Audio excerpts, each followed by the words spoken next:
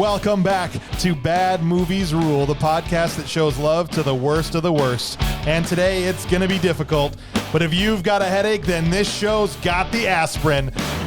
We're doing Howard the Duck coming up.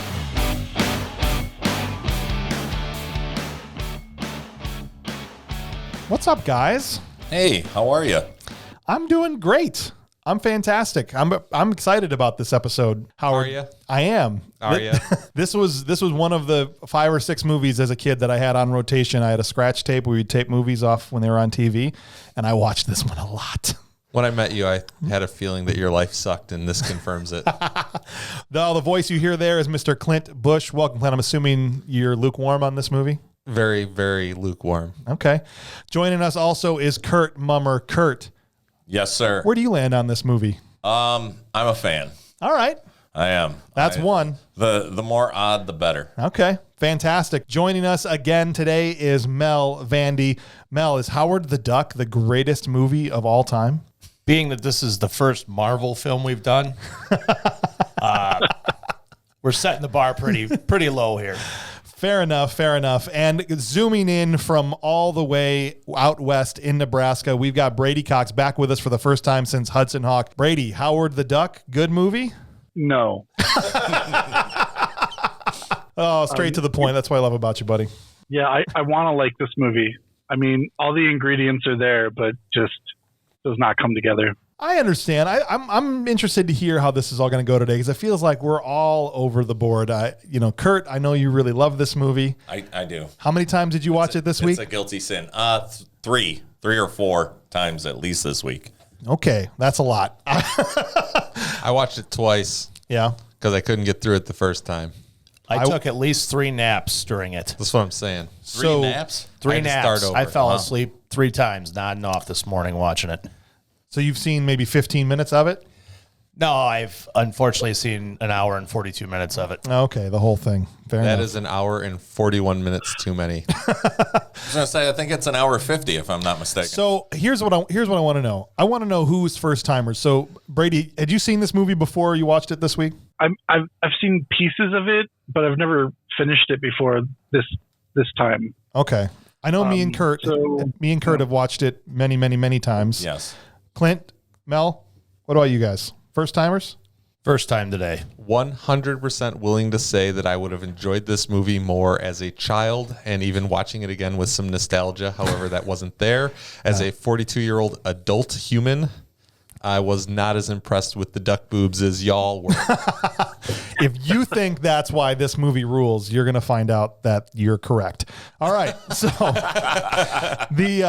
let me get some vitals out of the way here for Howard the Duck. It was directed by Willard Huyck. Huyck. I don't know how else to pronounce it. What a great name. Willard Huyck. And it was produced by Mr. Star Wars himself, George Lucas. Now, Willard Huyck had only ever done, look at these movies are probably going to end up on the podcast at some point. The Messiah of Evil, French Postcards, and Best Defense, which was a turd of a movie in the 80s starring Dudley Moore and Eddie Murphy. Ooh. You know how bad of a filmmaker you've got to be to get 1984 Eddie Murphy and not have it be good? It's a challenge to do. One was Pluto Nash made. That was like late 90s, wasn't it? I think 99, somewhere around there. Say that's another Eddie Murphy venue. Right. Well, but 84 Eddie Murphy was like, couldn't miss, right? I mean, he's putting out Trading Places. He's putting out 48 Hours, Beverly Hills Cop. I mean, Yeah, sure. It was like, they did a good job of burying this movie, or he never talked about it because I didn't even know it existed. No, I agree. Yeah. Also, the movie was written by Willard Huyck, so there's no hiding for him. He can't be like, well, I was hosed by a bad script. I mean, he wrote it and he directed it. And Gloria Katz also co-wrote it with him. Now, Willard, as bad as maybe his filmography is from a directing standpoint, he wrote American Graffiti and co-wrote Temple of Doom before Howard the Duck. So it's not like he hasn't had some chops as a writer before. Also, the movie stars Leah Thompson from Back to the Future, Jeffrey Jones from Ferris Bueller's Day Off. It's like a hit list of people that were in better 80s movies. And Tim Robbins is in this, and then Chip Zien was the voice of Howard. So those are your vitals for this movie. On paper, when you've got the writer of Temple of Doom and some of these names, you think, wow, this is going to be a great movie. Not what happened. Right. Clint and Mel, we'll start with you guys. Why do you think this movie fell apart? I think the real question is why it was never made. Why did it happen at all? I can leave a little bit to like, okay, you got this script, you got this story. All right, cool. I think this is one of those things that like somebody wrote it and said, nobody will ever produce this. Let's just throw it in the mill and see what happens. And then somebody else is like, oh yeah. Somebody else will stop it. And nobody ever stopped it. They were all playing a big game of chicken. Kind of like the English paper you write, and you know they're not going to read it, and then they end up reading it. I think they read all of them. Oh, well, that explains a lot. That explains the grades. But no, I legitimately, I don't think it needed to be as bad as it is. It just didn't sit with me because, again, like I said, I was your parents' age. Your parents probably didn't enjoy it that much either. No, I think my parents were worried about me when they saw how much I watched Howard the Duck. Right. Yeah, same. My mom was definitely one that was like, I don't know if this is something you should be watching. Listen, if a parent walked in at the wrong point in this movie, it could be concerning for them. Yeah, absolutely. Brady, how about you? What do you think it is about the movie that doesn't work? It doesn't decide if it's a kid's movie or an adult movie. Yeah, You know? I think this is... I have never seen real life duck nipples. Well, that's because generally they don't Exactly. exist. Yeah, that was weird. Right. It was strange. It's like something subconsciously you just knew was wrong when Not you saw only was it. it weird, it was one of my favorite points of this movie. It quacked me up. Here's the problem. And here's what I'll say, Brady. The trouble with trying to thread a needle like they do, a lot of the movies we've talked about on the podcast so far have struggled because of creative differences, be it between the writer or the director wanted to make this kind of movie, and then the actor, like with Stallone and Dredd, was like, no, I want to make this kind of movie. Sometimes it's the studio is trying to make a different movie, or they want it to be PG, but the material is R, and they're all trying to thread this needle to get kind of some weird middle ground. And it never works. That's why so many of these movies end up on this podcast, because what you end up with is like a muddled mess of a movie that doesn't know what it's supposed to be. Yeah, there's plenty of adult content in this movie, so it's definitely not for children.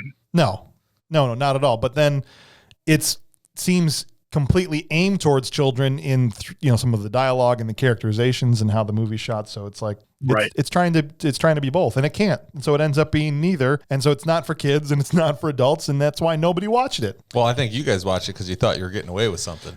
Right. Well, wait, see, I taped the TV version, and so some of the stuff that's in there wasn't on, like they cut it out for television. And so maybe with the version I saw was more of a kid's movie. And then when I got older and I got the actual version of the movie, I was like, whoa, when was this stuff in there? That's true. Isn't that illegal? No, it's not illegal to tape movies. Back, you never Only tape if you movies. sold them. When you had a VCR, you never had like scratch tapes where you would just tape whatever came on TV to watch No. later. Oh, I forgot. You grew up poor. It hurts a little, but it's true. So here's a hilarious thing, and I say hilarious because anytime bad things happen to George Lucas, I think it's funny. George Lucas bet the farm on this movie, literally, right? He thought, and he's the one that pushed this to get made, right? He thought this was going to be a huge hit, and he had just finished his $50 million Skywalker Ranch, and he was counting on Howard the Duck to get him back in the black. That didn't happen. And so this is one of the coolest things about this movie to me, because he started selling off pieces of ILM and everything that he was putting together from a company standpoint, because he got hosed so bad financially that Steve Jobs came forward and offered above market value to purchase his new computer animation business that George had started. And George was more than happy to sell it to him because he was in such dire straits from this movie. And that became Pixar. And brought us Toy Story. So there is no Woody and Buzz without Howard the Duck. Congratulations. That makes this movie a win. That's what I'm saying. Wow. Absolutely. That is a roundabout way to start liking something. You've got to give it its respect, because it brought us one of the best franchises, and not just Toy Story, but everything else Pixar It sounds did. to me more like you're trying to justify a like that you're ashamed of. I'm not ashamed of it. I think this movie has redeeming qualities. I don't think it's good. Which one? Which one? Yes. I want one redeeming quality right now. Out of order, doesn't matter. Give it to me. There are legitimately funny lines in this movie. So I think there's plenty of times to have a laugh. That's one redeeming quality when you watch Howard the Duck. It's punny. Oh, sure. There's lots of duck humor. Lots of dad duck jokes. Duck puns. I mean, who doesn't like that? Maybe it's an account of my age. I like different things about it now that I'm an old dad that likes dad jokes than I did when I was a kid. Well, I also believe this movie was made about 3 years prior to TMNT. So the original Ninja Turtles, the animation and everything in that duck face is not that far off from what we grew up loving about the Ninja Turtles. And the duck is well done. I was watching this with my 17-year-old daughter, and she swore to me that the duck was CGI. Right? She's like, I'm like, you got to be kidding me. That is, first of all, they could not do it in the 80s, like to where it looked even close to realistic. That is clearly a physical prop or a puppet or a person. A person in a costume. That's right there. And she was convinced that thing was computer generated. Well, look at the other alien monsters in this movie that came from space. I mean, if you can't tell that that's the way CGI was back then. I mean, the amazing special effects in this movie. Yeah. I mean, that had Lucas all over it. I mean, say what you want about the movie, but for a 1985, the effects were well done. Sure. Yeah. Because you've got Lucas behind it. Right. A little bit of a Ghostbusters ripped off. Oh, with some of the like proton streams and stuff. I mean, oh, absolutely. They crossed the streams and look what happened. This was a year after Ghostbusters, right? So I'm sure they were looking at that too for what they were trying to do. How much do you guys think this movie cost? And if you looked it up already, don't answer. But how much do you think this movie cost to make? $47. Nope. Brady, what do you think? $20 million. Let's go with $35 million. Ooh, close. $38 million. And it made $1.50 in the United States. Wouldn't it be a duck 50? It made $1.50. No, $19 million in the States. So about half of its budget. It almost sank the Skywalker ship. So unfortunately, it didn't finish the job off because we still ended up with the Phantom Menace, in the next decade after that. And it didn't put George Lucas completely out of business, but almost. I mean, it also gave us Jar Jar Binks. Also. That's true. So we got to give him credit for giving us Woody and Buzz. We also have to say he wasn't bad enough to save us from those other things. No. But the movie was finished, it was released, and I think we should talk about it. I think it deserves to be talked about. It deserves some recognition for the things in it that are good, and so we're going to get to that. I recognize it's not a good movie. Howard the Duck is a movie in the same way that, like, McDonald's is food, right? Technically, it's food. I'll go with that. And so technically, this is a film. Like foie gras is a food. Exactly. Oh, is that another duck joke? Yes. You're on fire today, Mel. Just keep them coming. Keep those duck puns coming. I don't know. They're pretty foul. All right. So we start off. All right. We start off on Duck Planet, or what was there a name? Or was it just Duck World? Or I didn't pay close enough attention to know. Do you remember? I don't remember. I know the country had a name. Okay. By the way, You can see it on the money later. We're on the Duck Planet, an alternate reality, right? Essentially, I think the voiceover as Howard's getting sucked through space is an infinite amount of realities exist in the cosmos. And so in this world, everything that happened on Earth happened exactly the same on Duck ducks. World, but they're ducks. Yeah, instead of apes. But that's the only thing that changed because they got the same movies, right? They got the same like brand names. So there's Pepsi or whatever. Yeah. Well, that was one of my things I was going to say that was one of my favorites was the fact that he was a movie buff. Yeah. I mean, he had movie posters all over his apartment. Absolutely. I mean, he's got a Indiana Jones what was Indiana Jones's name? I don't remember, but I think the movie was Breeders of the Lost Ark, I think is what it was. Yeah. Yeah, it's also weird on the Duck Planet that they spend so much time like with duck puns. Like everything is just like blooming ducks and things like that. Well, look, the writer had a bag full of these. I mean, that's what made him write the script. He's like, I've got 470 duck puns. He just read a book and about children's puns for ducks. And he had to start early. He unloaded both barrels. I agree with you. They spent a lot of time in a place that we were going to spend 5 minutes in the movie. I mean, we're off of Duck World almost immediately. I would say that all of that, not even needed for the movie. It could just be like the laser and like all of a sudden somebody falls from space and it's a duck. Right. You know what I mean? Right. And how much do you think that cost, that sequence with all those ducks? That was probably like half the movie right there. Right. Right. Because those ducks, they weren't cheap. Here's the weird thing, though. If everything was exactly the same as it was on Earth, except they were ducks, They didn't have pizza there, though? It was like everything was the same except for pizza? Because later on, isn't Howard like, what's pizza? You ever seen an Italian duck? No, I haven't seen an Italian duck. Well, there you go. I'm sure there's ducks in Italy. Oh, I was waiting for a punchline there. Oh, no, there's no punchline, just like the movie. My gosh. You know what's not indestructible in this movie, though? What's that? That lazy boy recliner he was in. That went through 12 walls, flies out into outer space, starts on fire. It made it all the way past Saturn. Yeah, I need that lazy boy in my life. Maybe this was just a really expensive Lazy Boy commercial. It was their way of just selling some chairs. That's the long game right here. Nobody move knew some about chairs. it until right now either. We got to move some chairs. Let's make a duck movie, and we're going to sell the crap out of some Lazy Boys. And so the laser pulls him through space and apparently gives him breathable oxygen the whole trip too. So that was very nice of the laser to do that. Yeah, he doesn't start on fire, but his chair does. His chair does. Yeah. He doesn't burn up. He can scream. I thought in space no one can hear you scream, but not if you're Howard the Duck and you're getting pulled with a laser spectroscope or whatever the heck. I guess stupid at name this is point, for that. though, in the movie, you got to believe that there's a whole race of ducks Yeah. that have gone through some sort of, evolution. So they can breathe in space. Is that what you're saying? I'm just saying. I mean, if you got to believe there's a whole race of ducks, I guess you can Stretch believe it a that they little can more. breathe in space. If you can breathe, you can scream. Right. There you go. So this is a totally random side note. I was convinced, and I want to hear what you guys think about this.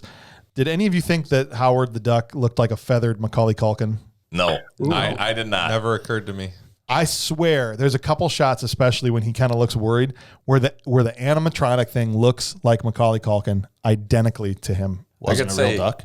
No, it's not a real duck. We talked about the fact that it was a puppet. All right, so whoever's listening, go and look up Howard the Duck on the internet. Google Don't do images. Do it. Look up his face, and I want you to see if you think he looks like Macaulay Culkin. And if I'm wrong, tell me I'm wrong, please, because I am convinced. And it's kind of weird because he would have only been like maybe not even born yet in 1985, right? I don't know. I don't know either. So that's what's strange. Would it be young Macaulay Culkin? Yeah, or like Kevin McAllister. today's- No, like Kevin McAllister from Home Alone is what he looked like. Okay. I'm telling Or you. like Uncle Buck. Exactly. Maybe he just had the same facial expressions. Maybe Macaulay's whole acting He watched this training movie. was just him watching Howard the Duck over and over again and mimicking his facial expressions. Maybe. Could be. Maybe you're onto something Maybe. there. Yeah. So Howard crash lands on the Earth and immediately in Cleveland Of and, all places. and immediately starts to have a very, very bad day. Everybody starts messing with him. Wouldn't you? No, if I saw a 3-foot duck, I'd want to be his best friend, not punch him in the face. Yeah, let's talk about that gang for a second. Yeah. Like, they see him, they're just like, oh, well, must be a guy in a duck costume. Like, immediately, like, they don't freak out. They're just like, hey, we're going to mug this duck. Right. This little kid in his costume. Like, okay, exactly. If it is a little kid in a costume, why are you mugging him? Well, you're in a Right, gang, he's got so nothing. you make bad life decisions. And there seems to be all kinds of different reactions. There's way too many people that are just fine with Howard walking around. Well, they hand it to that like nerdy guy that's standing in line. They're like, Right. "Here's your date for the night." And he's like, "Oh," like he's all sad because somebody gave him a duck. Well, he ends up getting thrown in the trash, or does he hide in the trash? I don't remember. No, the guy picks him up. The bouncer chucks him out of the chucks place. him, Right? Yeah. Well, he ends Yeah. up landing on a like a homeless person's shopping cart, Oh, that's right. and then she beats him up. Right. She's hitting him. He actually, I think, goes into the garbage can. This guy's been on Earth hide. for 3 minutes, and he's been physically assaulted by The best place he could find is a garbage can. 3 different people. And then, I mean, I've never been to Cleveland, but I don't know. I hear it's not the greatest. well, so do I. And apparently, news of how sucky Cleveland it has traveled across the cosmos, because Howard even says, if I had some place to be, it wouldn't be Cleveland. So its reputation is spread out amongst the stars, apparently. Everybody's in a, I don't know, aggressive mood in the city, because as soon as Beverly comes out of the club, 2 guys try and physically assault her. Right. She Fans. starts to get mugged. What is everybody's problem in Cleveland? Have any of you ever been there before? Is this how it is? We drove through Cleveland We have. to pick up a truck. We went Okay. and bought a truck near Cleveland. How many physical assaults did you witness? Just the 2. Okay. Okay. We had to get the truck. Right. Yeah. We had to get the truck, so that's 1. Right. And Then then we needed fuel. That's 2. Okay. Yeah, right. All right. So anytime you go anywhere, basically, Right. assume So you're are going to you get saying physically you guys assaulted. siphoned gas? No. No. It was at the gas station. Oh, I see. And here's Don't look it up. Here's a running theme in the movie. Beverly loves to yell for help when she's already on top of a situation. She tackles the guy. She's on top of him. She's punching him. At the same time, she's going, somebody help me. Later on, she's already untied herself and escaping the truck. And That's she's like, right. somebody help me. I'm like, you're already taking care of both situations. Why are you screaming for help? And Howard, we learn, is a master of quack fu. It's true. The way he leaps out of that garbage can, Yeah, just lays melee onto 2 thugs. honestly. 2 thugs on toots. Yeah, so what is he? That guy high on farts or something? And he said he'd been doing too much toot. Toots. Yeah. Been doing too much toot. Quack kills. Apparently. Put it on my bill. Oh. But honestly, imagine how depressed you think he was when he got home. That guy that was high on farts. Imagine getting beat up by a duck. A 3-foot duck. If you're getting high on farts, I think when you get home, like you're like, well, that was a weird dream. Maybe he was home. Maybe that was the alley he lived in. That's very Yeah, possible. and that's why they attacked her, because what are you doing in my living room? Fair enough. The guy's This high whole on movie is a perspective. fever dream. The guy's high on toots in his own living room, and a 3-foot duck beats the crap out of him. He's having a worse day than Howard is. That's got to be depressing. I mean, it was the 80s. It was depressing for me, and I only watched it. I mean, it's worse. He lives in Cleveland. Howard's just visiting. I mean, imagine living in Cleveland. No thanks. I'm good. Yeah. It's a nice place to live, but I wouldn't want to visit. Suburban I Commander. already live should in have been. Omaha. Well, Yeah, but Omaha's got to be better than Cleveland. They got a great zoo. yeah. Cleveland has the Rock and Roll Hall of Fame. And that one Okay. place you can get a sandwich. Right. Can't Chili's. remember what it's called. Chili's, that's it. Doesn't Drew Yeah. Carey come from there as well? Yes, Cleveland Rocks. Yes. Yes, but that's not a positive thing. The Drew Carey Show. Oh, That was a good show. Oh, really? Not a big fan of Drew Carey. Oh. Sorry. Of all the Careys, he's my least favorite. That's right. He's not even the best Carey, I'll even take Mariah Carey over him. honestly. Yeah. Mariah, Jim. Harry. What else do we have? That's about Harry it. Carey. Carey. Concealed carry. Vastly superior. Vastly superior. One of my favorite movie tropes from the 80s happens right at the end of this scene where the song that's playing starts to narrate what is happening in the movie. Brady, Yeah. did you realize that? Yes, I did. Immediately. And I was just like, oh, God, this is so horrible.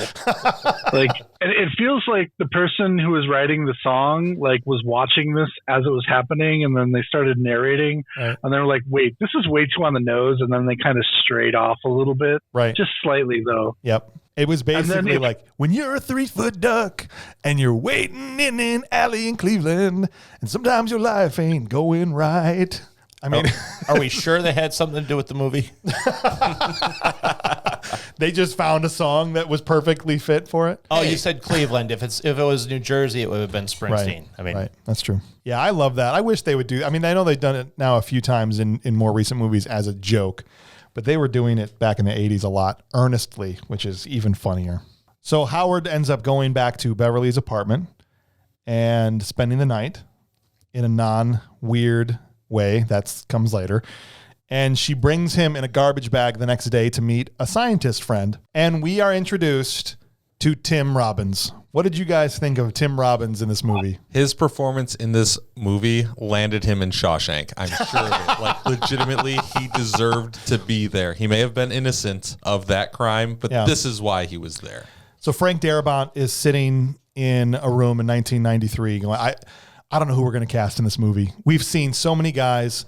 No one's right for Andy Dufresne, and somebody slides a Howard the Duck VHS across the desk to him. You're right. F this guy. Let's watch one more movie. And that's how we got Andy Dufresne. you think it was on his highlight reel? No. I'll go so far as to say this is the worst Tim Robbins performance I've ever seen. Yes. I was going to say, I love the guy in Shawshank. I mean, Yeah. absolutely fantastic movie, fantastic role, played well. Everything was great about it. In this here, there was not a single likable aspect of this guy's performance. Yeah, I even I wrote down that like this role should have been like Judge Reinhold. Oh, he probably would have been good in this, yeah. Yes. I think he would have been better in this. And at 1985, Judge Reinhold was at the height of his powers. So Yeah. he had the ability to say, I don't want to do that crap duck movie. Maybe he passed on it. It's possible. Maybe he did. Imagine Tim Robbins being second choice to Judge Reinhold in a movie. Can I be honest with you right now? Yeah. This is the only movie I've seen Tim Robbins in. Really? Yep.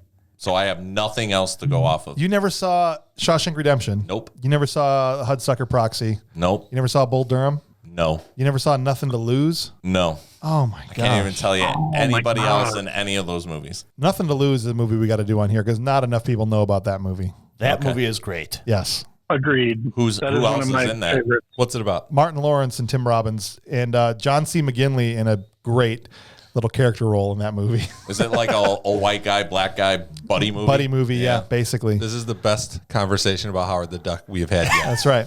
What were you calling yourself back then? Yolanda? You're welcome, by the way. You're welcome. Tim Robbins was overacting big time. Huge. It's like the director. High school drama Tim Robbins. Yeah, it's like the director gave him a note like on the first day, like, no, Tim, I got to have more. And then he just forgot to talk to him the rest of the shoot. And he just kept it at 11 the whole time. Do you guys ever watch Dragon Ball Z? No. I was sitting there watching like his acting's over 9,000. It's like he was just out of control. Every line was like, I have to be as zany as possible. I'd like to think that, he, went to the screening of this film and like in those moments learned a lot about what not to do. And that's how come he's so great in everything else. You know what? We learn from our mistakes. Fail up, right? That's what we do. And I hope that's what he did. And so you asked me before, I'm trying to think of some redeeming qualities about this movie and why it's good. A half hour in, he's going to get to one. Go. No, I said one before, but there's one that I thought of, and even in this scene as they're leaving, Howard has some low-key great roasts. He roasts people, and he's got some very quick wit in this movie. And it's funny, like when he finds out that they're all descended from hairless apes, or that they all are hairless apes, right? And so he's leaving another hairless ape, get him a banana. Oh, a typical hairless ape. And he's just ripping these old ladies as they're screaming at him. I thought that was funny. Could it be that ducks are used to be roasted? It could be. But Howard's got some good roasts. That's one of the things I liked about this movie. Come up with one good thing about it, Clint.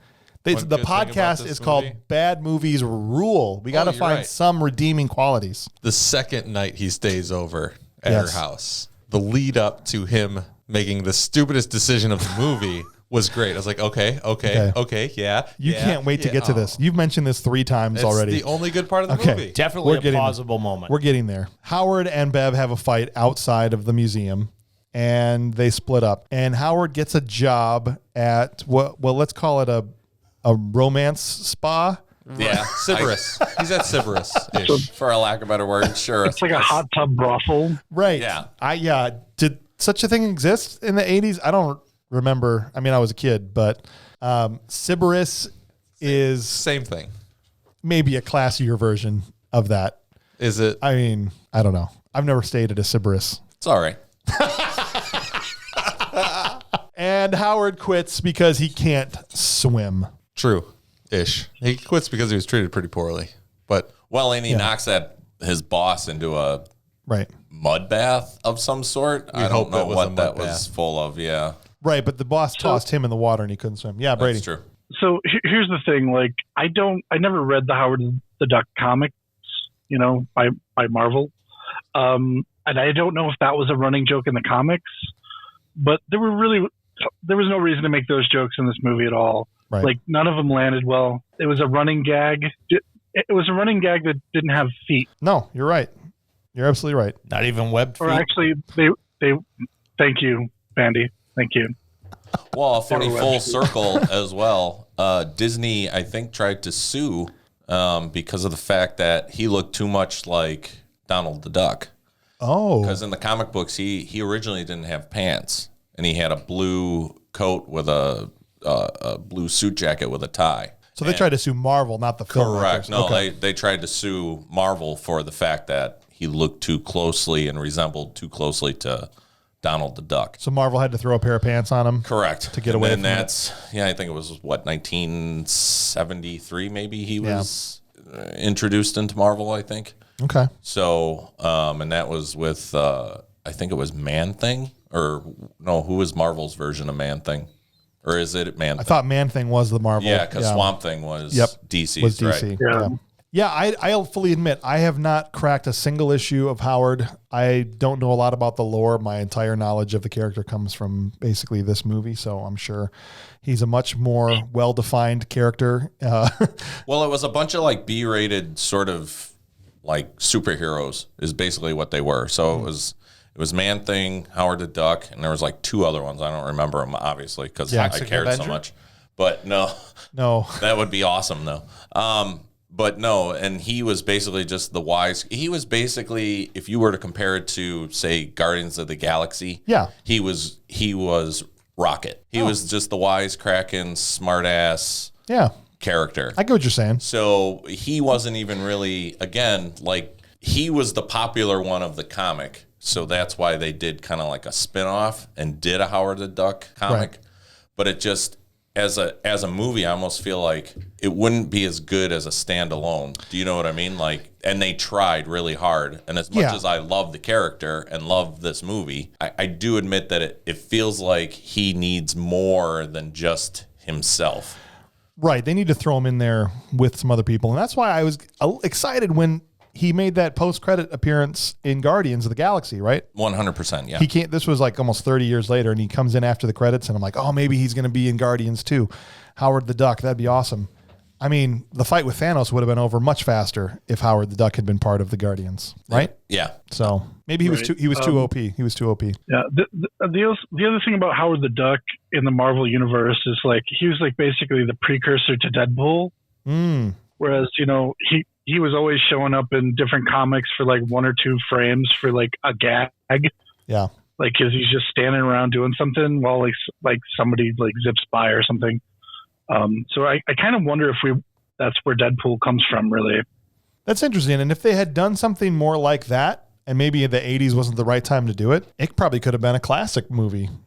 That would have been fantastic, but maybe it would have been too far ahead of its time. I mean, Deadpool wasn't able to come out and be accepted for what it was until, recently. Well, I'm excited to see what Disney does with that now that they own Fox, or parts of Fox, I should say. I'm cautiously optimistic. Yeah.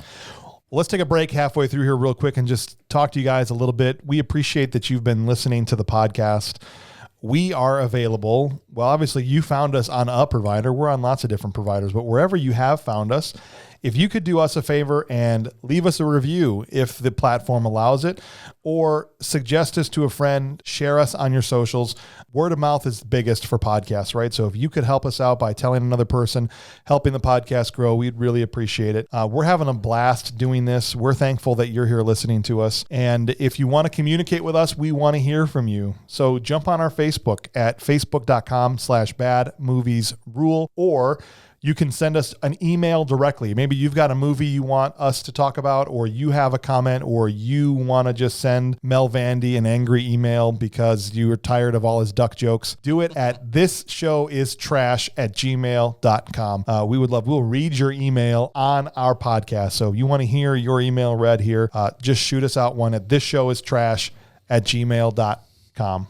Well, after Howard goes and beats up the girls' manager and gets their money back, which I will say before, because I know we want to get to the scene Clint's been very excited to talk about. But before that, I do want to give a quick nod to Richard Edson, who appears in a bit part in that scene. He's the guy that worked the parking garage in Ferris Bueller, right? The professional was one of the thugs that got beat up by Howard and had what I think is one of the best lines in the movie, where Howard is trying to scare them, and he says, "I've got space rabies." And Richard Edson, a great character actor, says, "Oh, I don't know, man. I think I heard about that on the news." and then he's gone. But anytime that guy shows up, I get excited. He's great. All right, Clint, it's time. It's time to talk about your favorite scene in this movie. Howard, after reconciling with Beverly, comes back to the apartment, and something very uncomfortable happens. Here's what I'll say before you talk about this, Clint. I want to hear what you think about this. But to me, I think this is one of the most uncomfortable scenes in movie history. You say that now, but I think this is like the biggest reason why you liked this movie growing up, because legitimately you're a little boy watching this and you're getting away with seeing a smoking figure. Let's not get it any other way than that. Marty's mom is hot. All right. She's gorgeous. I loved her band. That's a redeeming thing. I actually liked the girl band. Cherry Bomb? Yeah, Cherry Bomb was pretty awesome. Yep. But like legitimately, she gets on there and she's laying it down for this guy, like legitimately over the top, knows he's, he's kind of got this pushback. Like, all right, well, let's see what he'll actually do, knowing that he's going to say no. And then, obviously nothing happens. It sucks. You were upset. I was so Absolutely. relieved when nothing happened. No. I feel like she's been typecasted because that's two like sex scenes that Exactly. she's kind of been in. Almost That was in. I am relaxed and like, oh, thank God nothing happened. Her daughter was actually asked about that in an interview. Yeah, because she was the aggressor in both of those situations. Right. So wait, Leah Thompson's daughter was? Yes. What did she say about it? She said that she didn't really know how to process it, but she had seen it, and she just kind of went on and on about how her mom, she knew that she was an actress. And Yeah. did great things, but wondered why she did Howard the Duck. Well, imagine being an 8-year-old and catching Howard the Duck sometime, and you see your mother. Now, nothing happened, but essentially trying to seduce a duck. That's got to be traumatizing. I wished I was a duck At that moment, at that moment. Like, You were like, all right, I want to be Howard right now. It was so my daughter almost crawled up the wall as that was happening. She was just screaming like, "No, no, no! Tell me this is not going to happen. Tell me this is not going to happen right now." She was so uncomfortable. I get that. Yeah, and It's the best and the worst scene in the movie. I think that's true, Brady, because it's the one everybody remembers, right? And it also is horribly, horribly uncomfortable. Well, yeah, I mean, made your hair stand up on your head. Howard's, yeah, absolutely. And the weird thing is, so nothing happens, right? And they're like, okay, she's kidding. She's just trying to get, to get under his skin. But later on, they keep having these other moments These where back and forths. they're sharing these looks. And at one point, she says he's my boyfriend. Now, was she just saying that to get him out of that situation, or that's when the trucker's like, "That's disgusting." right? I'm just saying, I don't know if she was necessarily just messing around with him or not. Right. It's the same with the movie. We don't know, is this what's this movie trying to be? It's just ambiguous, just like this relationship. I want to see the same take. They recorded that multiple different ways. Sure. I want to see some of the other takes on this thing. The outtakes. Which they probably shot that in multiple different directions. Do you think Ed Gale was in there just getting you know what I mean? Like, you're in that duck suit just getting a hard bill. You know what I'm saying? Like, You have to. I mean, there's no way to go around it that you weren't, because he wasn't a duck. I think they had to have filmed this at least 100 times. Absolutely. Just for her sake. She probably kept cracking up laughing. She probably thought it was ridiculous. I got to imagine it took a while to get it right, would be my guess. Well, that and you had Mr. Rooney standing there. Yeah, so they just walk in. Well, your door was open. Yeah. I felt so embarrassed for them because I'm like, oh no, they're going to think that they were doing something and think she's and it shows the silhouette on the curtain or Right. the bed sheet that she's got hanging on as a wall. Because you would have that. Because she lives by herself. Right. Right. Here's my thing. Yeah.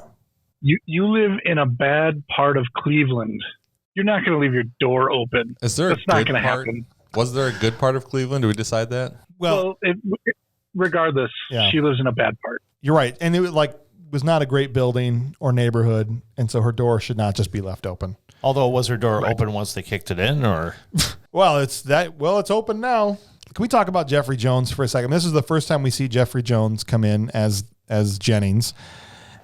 Which is a great point to introduce a new character that's integral to the plot. 45 minutes into the movie. Right. Yeah. No, this movie, the plot changes 4 times and so does the pacing. Right. That's all terrible, but Jeffrey Jones is doing some work in this movie. Thankless work. He's got to carry all the effect stuff.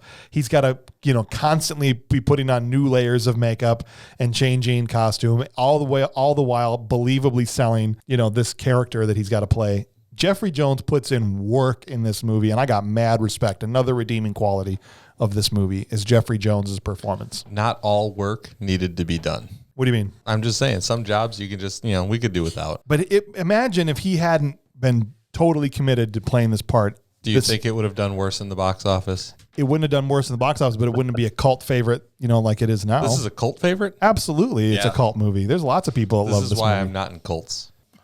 Well, you usually have to shave your head, and I'm about halfway there already. Right. So one of the stupid things, though, about the character, and Brady, I'll want to get your opinion on this.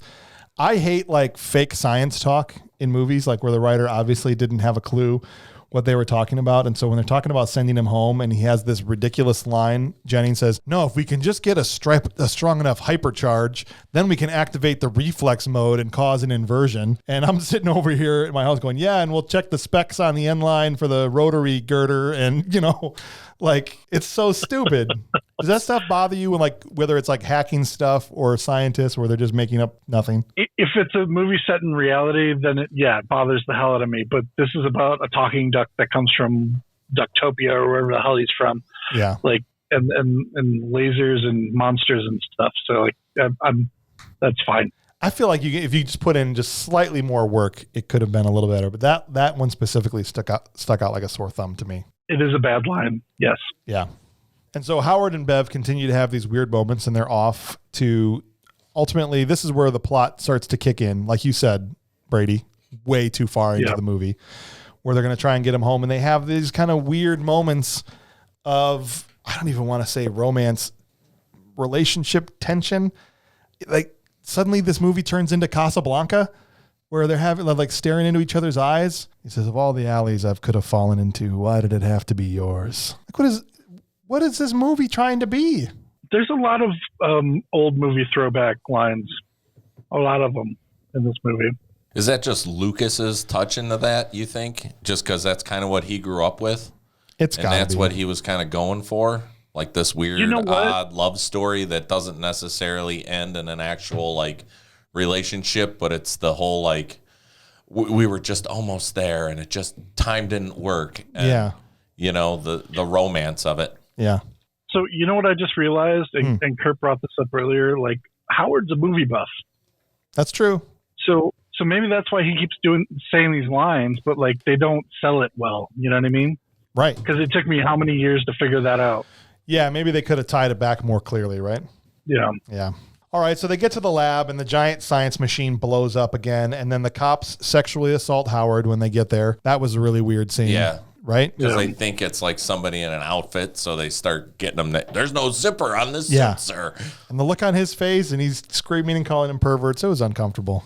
And again, the animatronics in that whole scene, like, you actually felt for Howard. Like, he looks shocked and awed, and you're like, I can't believe I'm still watching an animatronic duck right now. Like, this is unbelievable. They're molesting a duck. These cops, and the whole cops as a plot device thing didn't work to me, because all of a sudden the cops just appear out of nowhere. There's hundreds of them. They're arresting everybody for no reason. They're all over Howard. It's such a hacky plot thing to be like, we're just going to randomly bring the police in here and they're going to be the thing we're struggling against for the rest of the movie to try and get this, you know. I felt like they were going for almost like a Blues Brothers riff. Right. Yeah. You know, all the crazy cop chase scene with the, well, I know you're not there yet, but with the trike glider. And, you know. I had that thought as well. What's that? The Blues Brothers thing? Yeah, it was just like, this is very, I think they're trying for it, but it's just not working. The trike glider lands on a truck. Right. For like 2 minutes. They go through the duck hunter, right? You know, and then the banner falls on the cop windshield, right? And he keeps driving off the pier. Yeah, he doesn't like stop. So here's the thing: maybe just push the brakes when you've got something covering your windshield instead of keeping it floored. No, to the I'm going to keep it gassed until I launch off a pier. Right, he went 3 miles with that thing on his windshield. I love that portion that they actually circled all the way back around to duck hunting season opening up, and he goes out hunting duck hunters so that he could get some revenge on the duck hunters. I find it too redeeming. But a call back to that when he first saw them on the TV with the duck hunting. Exactly. Like, it's that stupid movie trope I've talked about before, where people just randomly catching important information because they happen to be looking at a TV while they were walking past a shop or in a bar or somewhere. I mean, it's just so hacky. I hate that. And they did that all the time in these kinds of movies. Oh, and I got to tell you, I forgot about this back when the cops, they tricked the dumbest cop of all time, where when Howard throws the cigar into the garbage can. Oh, And the yeah, cop's that like, starts on fire. oh, why are you going to do that? And he like puts his entire front half of his body down into the garbage can to get the cigar. And the garbage can's like, not even that big. And he like literally puts his whole body into it. Like, Well, get doesn't this. he kick him? I thought Howard kicks him, and that's how he falls into it. After he had already, of his own volition, Yeah, I got what you're saying. of his own volition, put his up to his waist Sure. into this garbage Yeah, it didn't can. take much for Howard to knock him into that garbage can. That was so stupid. And then Bev grabs his gun. And I'm like, well, you're felons now. Yeah. Before I was like, why are they arresting these people that didn't do anything? Yeah. And now you've, stolen a cop's gun Well, don't they dump it into a thing of acid? later on. Yeah. Yeah. Later on, Yeah. They end up so they escape. And in very short amount of time, another thing this movie fails with is space and time apparently don't exist. They get to this restaurant in very short order, but then it takes 1,000,000 years in a truck and the entire night into the next day to get back to the lab, So, Well, they were at the hotel. They were. and he has to fly a plane through 4 towns, to get back. Anyway, that's just a little bit of a nitpick for me. But they end up at Roma's Cajun sushi place. Oh God. That sounds amazing. It's right a now. Italian Cajun sushi. Is that what it is? It's the trifecta. Yeah, and so on the inside, it's spelled sushi, SUE-SHI. Yeah. So I think they were trying to throw as many 80s jokes in as possible, Yeah. and it just didn't really work. No, these places don't exist, right? This was a joke for the movie. There's not an Italian Cajun sushi place somewhere. Cleveland. No. Maybe in Cleveland. Of Okay. all the That's a good places. point. I do want to give some love to Jorley McLean. She played the waitress. I thought she was another redeeming actor in this movie. She did a great job. She was only in a few movies, and sadly she died very young. I think she was in her 50s when she passed away. But I mean, she had a couple of great lines in this movie, and I thought she was really good. So just wanted to give her some props before we moved on. What'd you guys think of the big giant fight scene in the Italian Cajun sushi place? I felt Amazing. it was very classic 80s. Yeah. I mean, it's pretty much every fight you see in an 80s movie where it's, big conglomerate of people just doing a melee. Yeah. I mean, it was, to me, a lot of fun. Right. At least very reminiscent. Again, I have sort of a nostalgic, Right. I watched that movie a lot as a child, but They're going to cook and eat, Howard. What's the matter with these yeah, people? that was crazy. Oh. That was another awkward moment for me because I'm going what are they gonna eat this guy? Yeah. Think of all the mouths they could have fed. Well, they would have fed everybody. That's Right. a big fat duck. I'm telling you, they had a lot of junk in the trunk. Howard was thick. They Duck- could have fed Duck everybody. trunk. Yeah. He had ducks like a trunk. Truck. Nice. Very nice. And all the while, But for real, it's a sentient being that can speak to you, and you're gonna cook it. right, Whoa, no reason to bring PETA. They don't into have an this. oven that big. right. And we definitely didn't want to get PETA involved. That's a good point, Mel. And why are the hillbillies telling Beverly she's disgusting when they're about to chop up and eat a sentient duck? Because it's her boyfriend. She admits to it. It's weird. There's some feelings. Because we're there. trying to do the Blues Brothers. We need the rednecks. That's right. And all the while, Jeffrey Jones, or Jennings, I should say, is becoming more and more Alien-like. alien-like Yeah. through this whole scene. So talking about specifically the Dark Overlord of the universe, he's supposed to be from out in dark space, right? Like the place between places, kind of. I don't remember the exact terms he uses, but out in the void. So he felt at home in Cleveland. Perfect. So that's why he fit right in. What I'm wondering, if he's a Dark Overlord from the void of space, why is he quoting catchphrases and one-liners from Looney Tunes cartoons and "If you can't take the heat, get out of the kitchen"? How would he know what any of that is? The only thing that I could answer to that was the fact that he hosted Jennings' body. Yeah. So I'm almost wondering if he might have picked up whatever he might have known. Okay. So, because how else would he know where everything else is? That's what I'm saying. And how to run the laser. Or How to drive a semi? I mean, I don't know. How to do anything. how to Yeah. speak English for that matter. Exactly. How to crack jokes. And even if we can say, okay, that's how he knew that stuff, it's still doesn't make for an intimidating villain when he sounds like Bugs Bunny, right? When he's like, "Yeah, shut up," at one point, right? I'm like, oh, That's not my name. Yeah. My name's not Jack. yeah. Yeah. The Dark Overlord takes over and takes Beverly, and he's quoting his catchphrases, and he's trying to get her back to the lab so he can use her body. I'm trying to make sense of this plot. Use her body to suck more overlords out of the void and dark space and put them. I didn't quite understand why they needed a host. Like, I understood if Jennings was like a disguise, Right.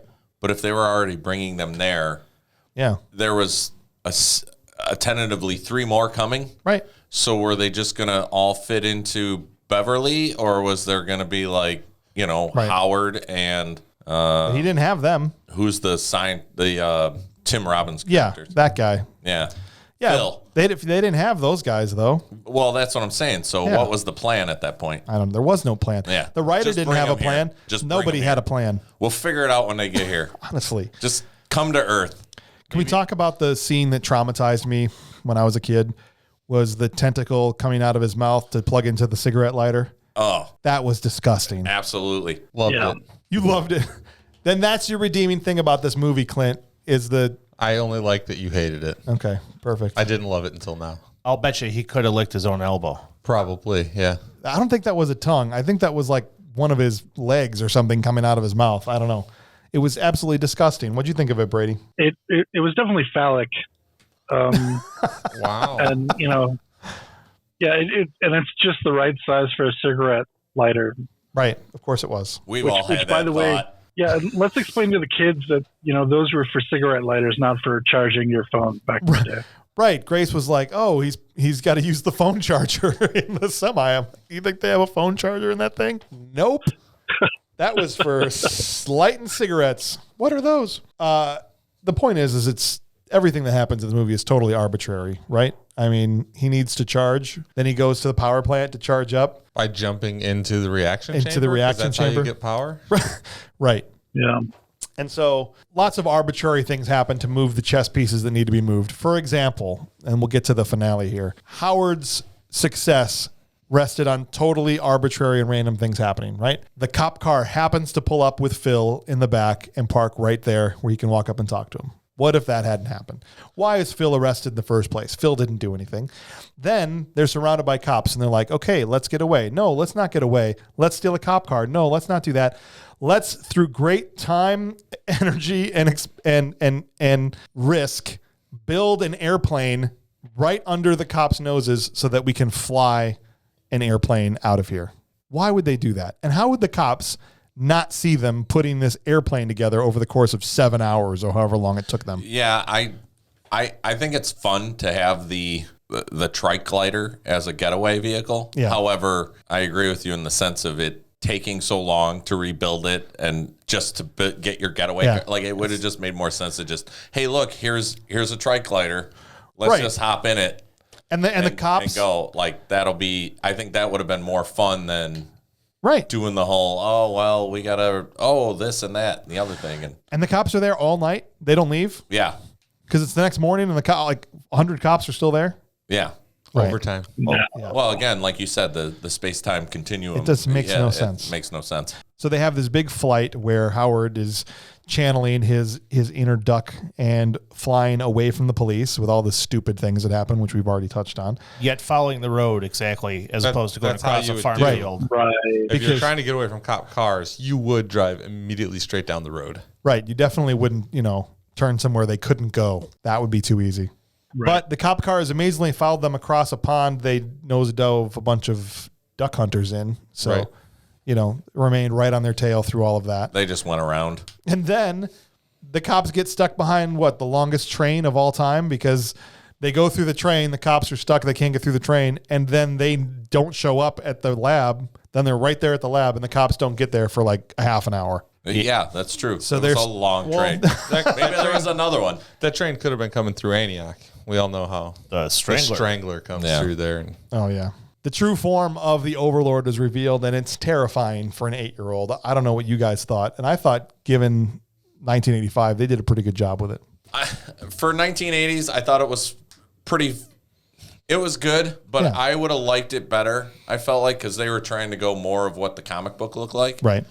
I would have liked it better if they just mutated Jennings to where Right. he looked like an stuffed Things coming out of him. inside. Yeah, I thought it would have been a little bit more safe and sound for that time Yeah. And instead of trying to make this big giant monster. it looked like they were using stop motion. Yeah, Right? exactly. Because they weren't doing green screen and stuff. And that was a at the time. little, A little janky. yeah, and it looked very dated. So watching it now, I kind of was like, oh, I wish it would have went that way, Right. and made Jennings more of a mutated being than Yeah. doing the CGI monster.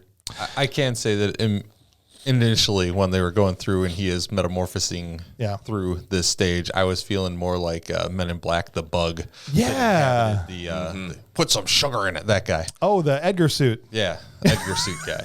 I was feeling a little more of that. Yeah, so I definitely also got Men in Black vibes from that character, but they didn't go the same route exactly, but that would have been cool. What do you think of this movie trope? And this is kind of how they ended the movie when he's trying to get that little golf cart thing or whatever with the laser gun attached to it to go, and he can't get it to go.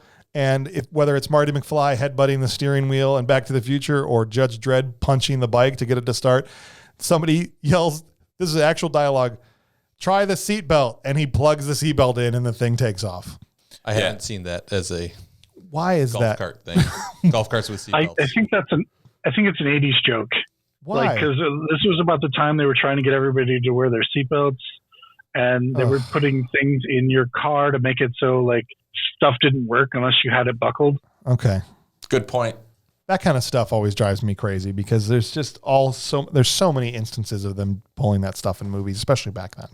Anyway, Howard saves the day and the monsters are defeated and him and Beverly are back together, maybe together, who knows. And he goes on to be their manager. They have this awesome song at the end. Howard the Duck. That's the only part I know. Yeah, I think By that's- George Clinton. Was it? Yes. Oh my gosh. That's why it kind of For real? slapped. Yes. Because George Clinton wrote it. All right. There you go.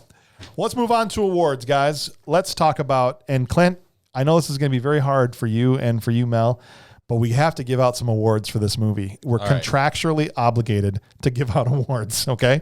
So we're going to start with the Will Patton Award for the person in a bit part that was bringing the heat. So who do you think, and if you want, I can start while you rack your brain for one person that was good in this movie. I dug the waitress. That's who I was going to say. Yeah, Jolie McLean.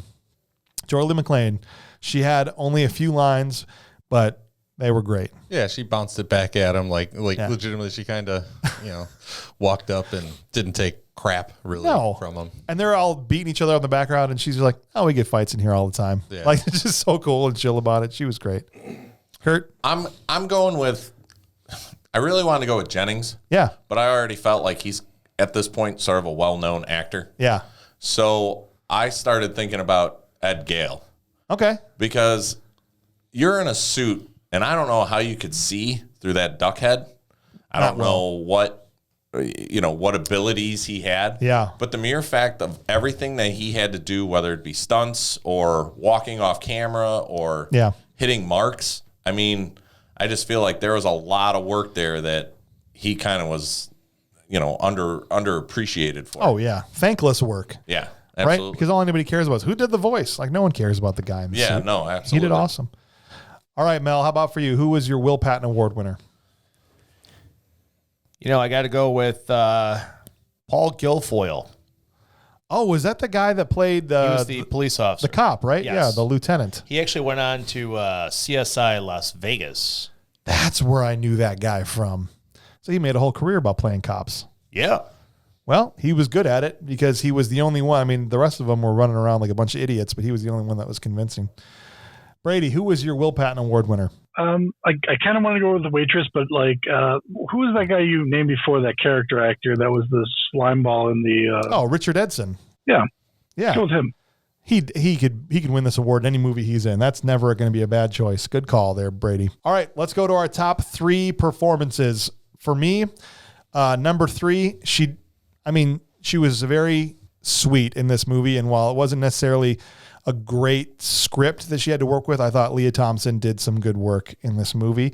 Some of the stuff she does is cringy, but I think that was more on the writers than anything. So I give Leah Thompson number 3. Number 2, I had Ed Gale because, again, thankless role, but he did all of that stuff in there inside that stupid animatronic head. And then number 1, Jeffrey Jones. To me, he had to carry the most work from an acting standpoint, and I thought he crushed it. I would agree with you.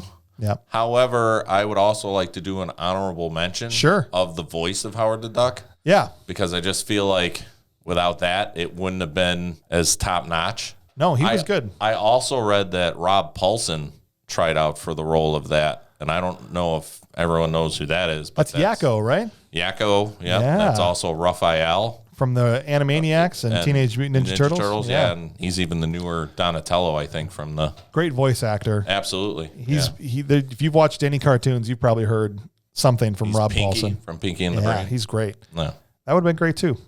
Mel, who's your top 3 performers? Yeah, I got to go with the voice, Chip Zien. Yep. For number 3. Okay.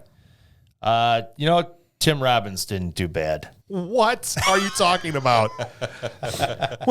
He did awful. All right. I'm sorry. No. It's your own top 3. His duck voice was spot on.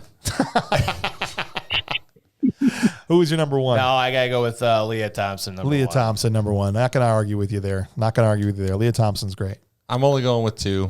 2. Yeah, I can't ever go 3 deep in these movies. Say the manager from the hot tub spa was number 3 or something. That guy, he had one line. Because you're the water expert I asked for, you are going to fix it. Yeah, no, but I'm going to go with Mr. Rooney and Marty's mom. Okay. Naming their characters from 2 better 80s movies. Right, okay, absolutely. All right, fine. Brady, who you got as your top 3? I don't think I can add anything here. Like we're all naming the same 3 people. Yeah. Because it's very hard to pick anybody in this movie that. So you're just gonna co-sign what we said? Yeah. All right, brother. It really wasn't that huge of a cast. No. At least, No, it wasn't. It was kind of based around the same main character. But it is interesting that a lot of us thought the best person was different, right? Like Mel said that Leah Thompson was the best, right? You had at number 1 who? I copied yours. That's right. Okay, much. so with Jeffrey Jones. I just did an honorable mention. That's right. Right. I felt like he kind of carried, yeah. He, like you said, he went through so many different phases of that alien character. Absolutely. All right, it's time for top 5 quotes. These are what we have as the top 5 best lines. Not easy to do in a movie where the writing is terrible, but these are what we have. And guys, as always, if there's anything that you thought was left off that should be on there, feel free to jump in at the end. And number 5, I had that line from Richard Edson about space rabies. It was just the way, and this is all in how he delivered it. Yo, man, I think I heard about that on the news, man. That was number 5. At number 4, if I had somewhere to go, it certainly wouldn't be Cleveland. Taking pot shots. He literally landed on Earth 5 seconds ago, and he's already tearing apart Cleveland. That line's fantastic. I mean, that's just good life advice, though. That's why I love it so much. Number 3 was one of the waitress's lines, and maybe this comes from my time waiting tables, but when they're barking at her a little bit, she just stops and goes, hostility is like a psychic boomerang, man. And I love that line. Number 2, classic from Leah Thompson. I've got a headache, Howard says, and she says, and I've got the aspirin. And number one, and I think this is something that I only appreciated because I'm an adult. When Jennings and them were driving through the car and he says, I'm not Jennings anymore. The transformation is complete. I am now someone else. And Howard says, yeah, try telling that to your insurance company. That wouldn't fly. Does anybody have any in the top 5 that they have that didn't make my list? I did, that probably didn't really pay attention too much because it's so early, but I loved the line as he's opening up the play duck. Let's see who they interviewed this month, because that's why we open up the play duck. No one else is in the room, but he's justifying to himself while he's reading. Yeah, I got it. Anyone else have anything from the movie that they loved? I still liked No More Mr. Nice Duck. Yeah, that's good. And I also really enjoyed how the hell am I going to explain a manhunt for a duck? And the other cop goes, a duck hunt, sir. He's like, just stop. Just stop. No. Enough with the duck hunts. We got it. That's a good one. What's left to say about Howard the Duck? We can thank him for Woody and Buzz. We can hope that someday he's given a second chance by a filmmaker with a clear vision and a studio that will choose the right lane. But no matter what, guys, this type of Howard will be gone forever because any future Duck would surely be computer generated. And this freaking Macaulay Culkin lookalike robot will be on the scrap heap. But that's okay because he said himself, I'm not a real sentimental guy. And Bev was right when she replied, no, I bet you were born from a very hard-boiled egg, Ducky. And that's probably true if it wasn't utterly ridiculous and horrifically impossible for anything to be born from a cooked egg. What were the writers thinking when they made this stupid movie? Thank you guys for listening. Now go and give Howard a couple hours of your life. It's worth it. We'll see you guys next week where we're going to be talking about another favorite from my childhood, Weird Al Yankovic's one and only movie, UHF. We'll see you then.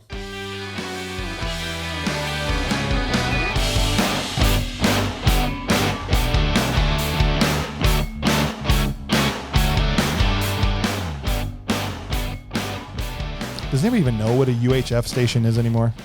I do. Yes. We should talk about that, though. Well, we will.